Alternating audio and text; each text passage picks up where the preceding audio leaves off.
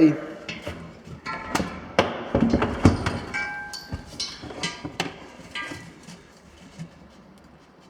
quite important there to put the strap on to retain the bottle, as done by my colleague Graham.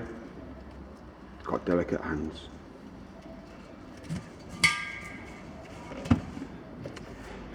So the pigtail goes into the top of the bottle, and it is a left-hand thread, so it is anti-clockwise to tighten it.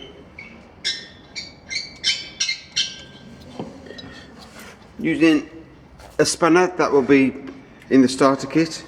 Hang on, load the spanner.